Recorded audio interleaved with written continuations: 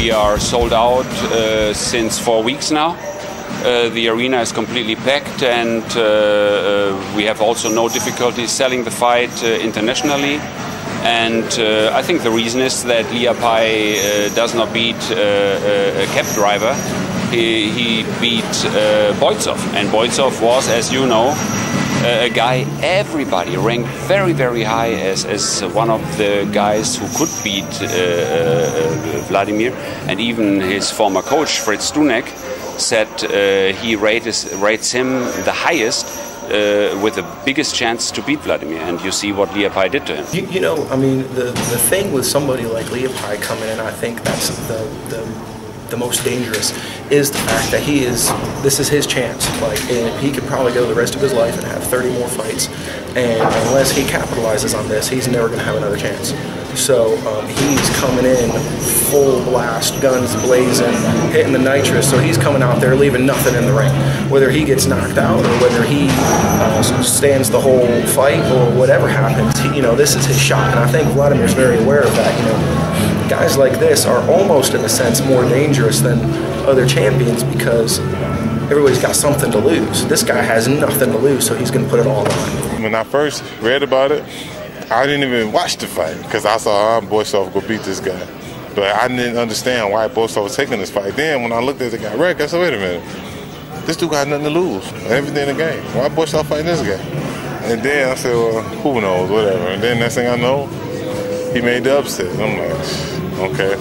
So I don't like the fight, in my personal opinion, because I hate fighting guys with nothing to lose. Alex surprised a lot of people in boxing, and I was more than sure because I didn't choose Alex. He's official mandatory in the WBO, and it's supposed to be Boitsov, but he lost, and he lost really in one-sided decision. So I was watching this fight, and Alex did a good job. I don't think he have a chance. To be honest, I don't think he have a chance. Vladimir has seen that style before. I don't think he's seen Vladimir's style before. Vladimir has fought short guys that come forward. When I fought on the undercard as Mormick, he's that similar style. Just want to come forward, want to just bully.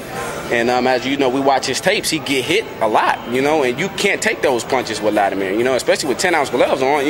I'm taking those punches with 18 ounce. Just imagine what they feel like with 10 ounces on. You know what I mean? So I don't think he's standing a chance. He dominated the sport for a decade almost. And he's seen it all, from the Olympics, from amateurs to professional. He's seen every style, and I think this is going to be a walk in the park for him.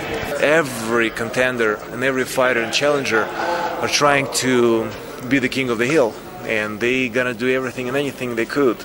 And Alex Leapai is not typical technical fighter. He has a lot of strength and genetical and natural health that he's using in the way of violence in the ring, and he has been successful with that. So he's going to do a lot of haymaking, and it's going to be exciting actually to get this challenge in the ring, and it's going to be again different fighter, different fight, and I look forward to it. And of course, it's on the other side probably frustrating for the fans. They say, well, Alex Leapai, such and such and such, and people see him as underdog, and I know that he knows it as well, but I don't see him quite easily as people maybe have perception of him. I really think that he's going to give me a good fight on 26th of April. I mean, we never look into the future, first of all, Vladimir has to win his fight, and then we'll see what's happening in that fight between Fury and Chisora. And we just, with the Leapai fight, have our WBO mandatory. So the next mandatory in the WBO is maybe in 1.5 years. There is no other champion at the WBC. We will figure it out in May something. Number 2 fights against number 1 for the title, Steve Earn and Ariola. So I look forward to who's going to win, and hopefully that I will get a chance to fight for my brother's former title, the WBC title. I'm in a stage of my life where I'm 2.5 weeks away from the fight, and it's going to affect a lot in my life. also my vacation. So that's why I'm not going to think about vacation. I'm thinking and focused right now and excited actually about the fight. And I don't really, I mean, believe it or not, but that's vacation for me. The training camp, the preparation, it's something where you scheduled completely from A to Z. And I think in a daily routine, you're just going, you know, sometimes you're even missing the meals.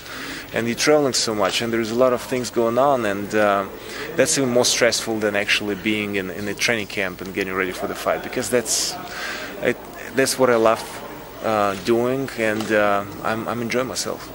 Vladimir is soon to be the longest reigning heavyweight champion of all time, but he's just behind Joe Louis now. You know, how many times do you get to chair a camp with someone like that? I'm beating up for a living since I'm 14 professionally, and I'm not going to underestimate or take Alex Leapai easy. It's box reg. Anything for box reg.